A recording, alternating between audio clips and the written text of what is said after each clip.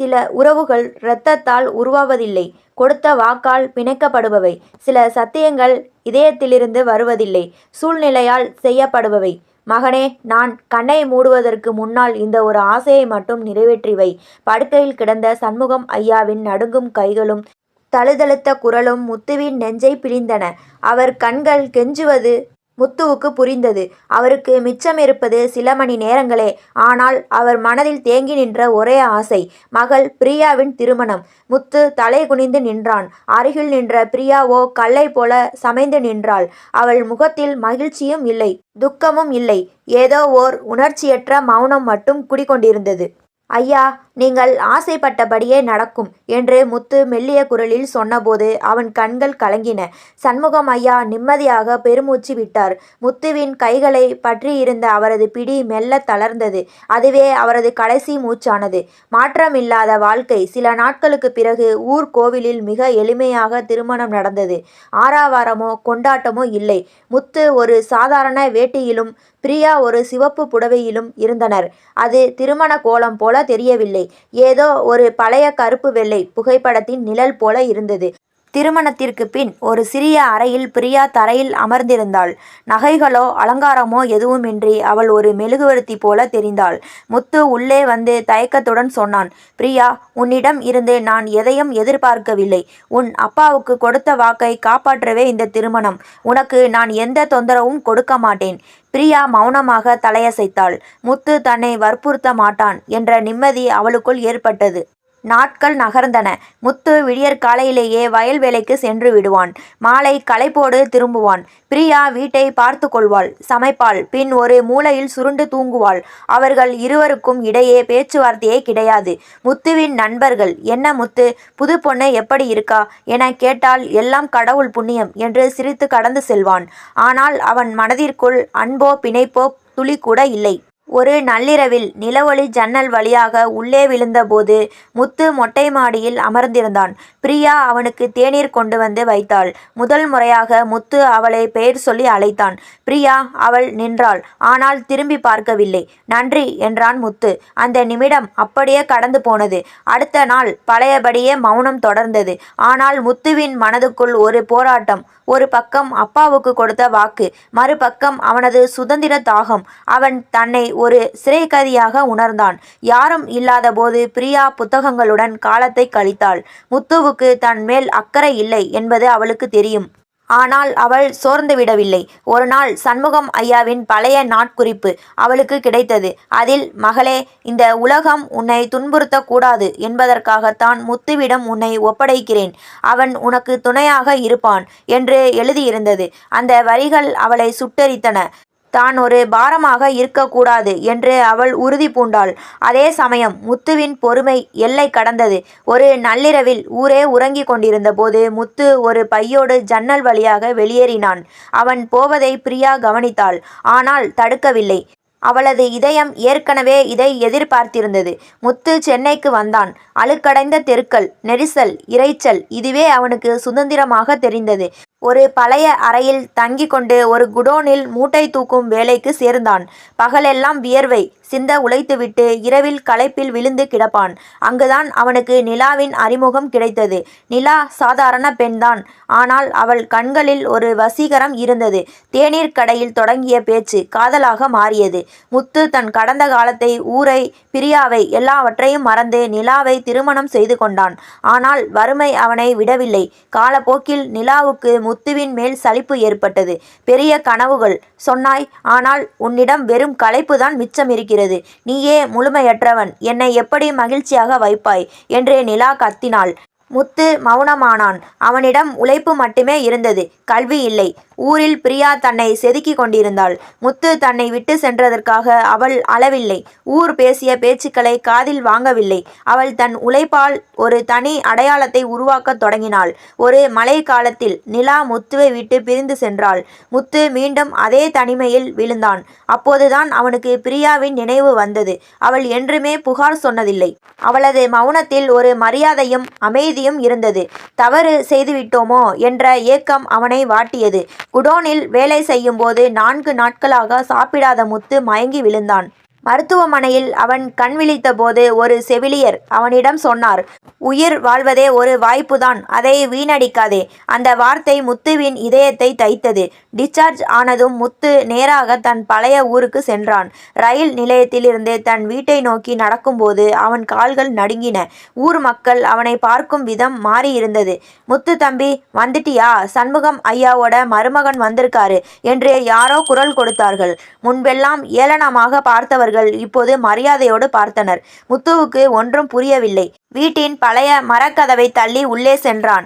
அங்கே சண்முகம் ஐயா உட்காரும் நாற்காலி அப்படியே இருந்தது. முத்து தட்டு தடுமாறி உள்ளே சென்றான். முத்து உள்ளே சென்றபோது அங்கே பிரியா ஒரு ஆசிரியையாக அந்த ஊர் குழந்தைகளுக்கு பாடம் சொல்லி கொடுத்து கொண்டிருந்தாள். அவளது முகத்தில் இப்போது பழைய மௌனம் இல்லை, ஒரு பெரும் தன்னம்பிக்கை ஒளி வீசியது. முத்து வந்திருப்பதை பார்த்ததும் பிரியா அமைதியாக எழுந்தாள். முத்து அவளிடம் மன்னிப்பு கேட்க முயன்றான். ஆனால் பிரியா சொன்னாள், நீங்கள் போனதுதான் எனக்கு நல்லது என்று இப்போது நினைக்கிறேன் முத்து. ஒருவேளை நீங்கள் அன்றைக்கு போகாமல் இருந்திருந்தால் நான் இன்று இப்படி ஒரு சுயமாக சிந்திக்கும் பெண்ணாக மாறியிருக்க மாட்டேன். யாருடைய உதவியும் இல்லாமல் என்னால் வாழ முடியும் என்று நிரூபித்து விட்டேன். முத்து தன் தவறை உணர்ந்து சிலையாக நின்றான். கடமைக்காக செய்த திருமணம் இன்று ஒரு புதிய மரியாதையில் வந்து நின்றது. முத்து அந்த பழைய பெரிய வீடு திண்ணையில் அமர்ந்திருந்தான். ஒரு காலத்தில் சண்முகம் ஐயா இங்கேதான் அமர்ந்து ஊர் கதைகளை பேசுவார். இப்போது அங்கே முத்து மட்டுமே தன் கடந்த கால தவறுகளின் பாரத்தை சுமந்து அமர்ந்திருந்தான். அப்போது ஊர் தலைவர் பிரகாஷ் ராவ் மற்றும் சிலர் முத்துவை தேடி வந்தனர். முத்து தம்பி, ஒரு முக்கியமான விஷயம், இது ஊரோட மான பிரச்சனை. உன் மனைவி பிரியா இப்போது பெரிய பதவியில் இருக்கிறாள். அவளால் நினைத்தால் காவல் நிலையத்தில் அநியாயமாக பிடித்து வைக்கப்பட்டிருக்கும் நம் ஊர் இளைஞர்களை விடுவிக்க முடியும். நீதான் அவளிடம் பேசி பரிந்துரை செய்ய வேண்டும் என்று ஒரு கடிதத்தை கொடுத்தனர். முத்துவுக்கு பதற்றமாக இருந்தது. ஒரு காலத்தில் யாரிடமும் பேச துணிவில்லாத பெண்ணாக இருந்த பிரியா இன்று ஒரு மாவட்டத்தையே வழிநடத்தும் அதிகாரியாக நிற்கிறாள். தயக்கத்துடன் அந்த கடிதத்தை எடுத்துக்கொண்டு பிரியாவின் அலுவலகத்திற்கு சென்றான். அங்கே கம்பீரமான சீருடையில் தோளில் நட்சத்திரங்கள் மின்ன கையில் அதிகாரத்தின் அடையாளத்தோடு அமர்ந்திருந்தாள் பிரியா. முத்துவை பார்த்ததும் அவளது பார்வையில் துளி கூட சலனம் இல்லை. சொல்லுங்கள் முத்து, என்ன விஷயம்? அவள் குரலில் இருந்த அதிகாரம் முத்துவை சுருக்கியது. முத்து கடிதத்தை கொடுத்தான். பிரியா அதை மேலோட்டமாக பார்த்துவிட்டு ஒரு ஓரத்தில் வைத்தாள். இது முறையற்ற பரிந்துரை. சட்டப்படி அவர்கள் குற்றமற்றவர்கள் என்றால் நீதி கிடைக்கும். நான் யாருக்காகவும் விதிகளை மீற மாட்டேன் என்று கராராக சொன்னாள். முத்து தலை குனிந்தான். பிரியா, என்னிடம் பேச மாட்டியா? நான் செய்தது பெரிய தவறுதான். நிலா என்னை விட்டு போன பிறகுதான் உன் அருமை தெரிந்தது என்று தழுதழுத்தான். பிரியா எழுந்து ஜன்னல் வழியாக பார்த்தாள். நிலா உங்களை விட்டு போனதால் நான் உங்களுக்கு அருமையானவளாக தெரிகிறேனா முத்து? நீங்கள் என்னை விட்டுவிட்டு சென்ற அந்த இரவு நான் அழுவேனோ அல்லது தற்கொலை செய்து கொள்வேனோ என்று நீங்கள் நினைக்கலாம். ஆனால் நீங்கள் தந்த அந்த தனிமைதான் எனக்கு எரிபொருளாக மாறியது. என் அப்பாவுக்காக கட்டிய தாலியை விட என் திறமையால் நான் பெற்ற இந்த நட்சத்திரங்கள் எனக்கு வலிமை தந்தன. ஒரு பெண்ணால் எதையும் சாதிக்க முடியும் என்று நான் இன்று நிரூபித்து விட்டேன். முத்துவின் கண்களில் கண்ணீர் வழிந்தது. என்னை மன்னித்து விடு பிரியா என்றான். பிரியா மெல்லிய புன்னகையோடு சொன்னாள், மன்னிப்பு என்பது வாயால் சொல்வதல்ல முத்து, உங்களை ஒரு மனிதனாக மாற்றிக்கொள்வதில் இருக்கிறது. நீங்கள் இனி என் கணவராகவோ அல்லது என் நிழலாகவோ வாழ தேவையில்லை. உங்கள் சொந்த உழைப்பில் ஒரு நேர்மையான மனிதனாக வாழ்ந்து காட்டுங்கள். அதுவே என் அப்பாவுக்கு நீங்கள் செய்யும் உண்மையான கைமாறு. முத்து வெளியே வந்தான். சூரியன் மறைந்து கொண்டிருந்தது. ஆனால் அவன் மனதுக்குள் ஒரு புதிய விடியல் பிறந்தது. அவன் இனி யாரிடமும் பிச்சை எடுக்கப் போவதில்லை, யாரிடமும் பரிந்துரை கேட்க போவதில்லை. உழைத்து வாழும் ஒரு சாமானிய மனிதனாக தன் அடையாளத்தை தேடி அவன் நடக்க தொடங்கினான். முத்து திருட்டு பழியில் சிக்கி சிறையில் இருந்த அந்த இரவு அவன் வாழ்வின் இருண்ட பக்கம். ஆனால் அவனை மீட்டது அவனால் உதாசீனப்படுத்தப்பட்ட அதே பிரியாதான். காவல் நிலையத்திலிருந்து வெளியே வந்தபோது பிரியாவின் சீருடை தந்த கம்பீரத்தை விட அவளது மௌனம் முத்துவை அதிகம் சுட்டது. அவள் ஒரு வார்த்தை கூட பேசவில்லை. கார் அவனது பழைய அறைக்கு முன்னே நின்றது. இறங்கு பிரியா சொன்ன அந்த ஒரே ஒரு வார்த்தை முத்துவின் இதயத்தில் 1000 சவுக்கடிகளாக விழுந்தது. அதன் பின் முத்து முற்றிலும் மாறினான். ஒரு பழைய ஆலமரத்தடியில் ஒரு முதியவர் சொன்ன வார்த்தைகள் அவன் கண்களை திறந்தன. மரியாதை என்பது கேட்டு பெறுவதல்ல, உழைப்பால் சம்பாதிப்பது. முத்து மீண்டும் அதே குடோனுக்கு சென்றான். ஆனால் இப்போது அவன் பழைய முத்து அல்ல.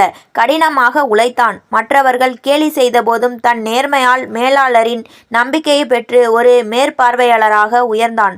அவனது நோக்கம் இப்போது பிரியாவை அடைவது மட்டுமல்ல, அவளுக்கு இணையான ஒரு தகுதியை தனக்குள் உருவாக்குவது. முத்து தன் சேமிப்பை கொண்டு தன் கிராமத்தில் ஒரு பழைய நிலத்தை சீரமைத்தான். அங்கே ஒரு பள்ளிக்கூடத்தை கட்டினான். தன் போல யாரும் கல்வியறிவு இல்லாமல் சீரழிந்து விடக்கூடாது என்பதே அவன் லட்சியம். அந்த பள்ளிக்கு பிரியா அகாடமி என்று பெயரிட்டான். பள்ளி திறப்பு விழாவிற்கு பிரியா வந்திருந்தாள். இப்போது அவள் ஒரு மாவட்டத்தின் உயரிய அதிகாரி. முத்து மேடையில் நின்று பேசினான். இந்த கல்விக்கூடம் ஒரு பெண்ணின் மௌனத்திலிருந்தும் அவள் செய்த தியாகத்திலிருந்தும் பிறந்தது. ஒரு மனிதன் செய்த தவறுக்கான பிராயச்சித்தம் இது. பிரியாவின் கண்கள் கசிந்தன. முத்துவிடம் இப்போது பழைய ஆணவம் இல்லை. மாறாக ஒரு தெளிந்த நீரோடையை போன்ற அமைதி இருந்தது. விழா முடிந்த பின் இருவரும் அந்த பள்ளியின் அலுவலக அறையில் தனியாக சந்தித்தனர். நீ நிஜமாகவே மாறிவிட்டாய் முத்து, பிரியா மெல்ல சொன்னாள். மாறவில்லை பிரியா, கற்றுக்கொண்டேன். இழந்த மரியாதையை எப்படி மீட்பது என்று தெரிந்து கொண்டேன். இந்த முறை நான் உன் முன்னே நிற்பது அதிகாரத்திற்காக அல்ல, உனக்கு சமமான ஒரு மனிதனாக நிற்பதற்காக என்றான் முத்து பணிவுடன். பிரியா அந்த பள்ளியின் கோப்புகளை அவனிடம் ஒப்படைத்தாள். இனி இந்த பொறுப்பு உன்னுடையது. நாம் கடந்த காலத்தின் கசப்புகளை அங்கேயே விட்டுவிடுவோம். சமத்துவமும் மரியாதையும் உள்ள ஒரு புதிய உறவை இங்கிருந்து தொடங்குவோம். வெளியே குழந்தைகள் விளையாடும் சத்தம் கேட்டது. சூரியன் மறையும் அந்த மாலை பொழுதில் ஒரு பழைய கசப்பான கதை முடிவுக்கு வந்து அன்பும் மரியாதையும் கலந்த ஒரு புதிய அழகான கவிதை தொடங்க ஆரம்பித்தது. மன்னிப்பு என்பது வெறும் வார்த்தைகளில் இல்லை, ஒரு மனிதன் தன்னை தானே செதுக்கி கொண்டு உயர்ந்து நிற்பதில்தான் இருக்கிறது. அன்பை விட பெரியது சுயமரியாதை. அந்த சுயமரியாதையை முத்து மீட்டெடுத்தான். பிரியா நிலைநாட்டினாள். பிரியா அகாடமி தொடங்கப்பட்டு ஓராண்டு காலம் உருண்டோடியது. அந்த பள்ளி வெறும் கட்டிடமாக இல்லாமல் அந்த கிராமத்தின் நம்பிக்கையாக மாறியிருந்தது. முத்து இப்போது பழைய மூட்டை தூக்கும் தொழிலாளி அல்ல, அந்த பள்ளியின் நிர்வாகியாகவும் ஊர் இளைஞர்களுக்கு ஒரு முன்னுதாரணமாகவும் திகழ்ந்தான். பிரியா தன் பணியில் மிகவும் மும்மரமாக இருந்தாள். அவள் இப்போது அந்த மாவட்டத்தின் முக்கிய பொறுப்பில் இருந்ததால் முத்துவுடனான அவளது சந்திப்புகள் பெரும்பாலும் பள்ளி சார்ந்த விஷயங்களாகவே இருந்தன. முத்துவும் அவளது அதிகாரத்திற்கு மதிப்பளித்து எல்லையை மீறாமல் அவளுக்கு தேவையான மரியாதையை வழங்கினான்.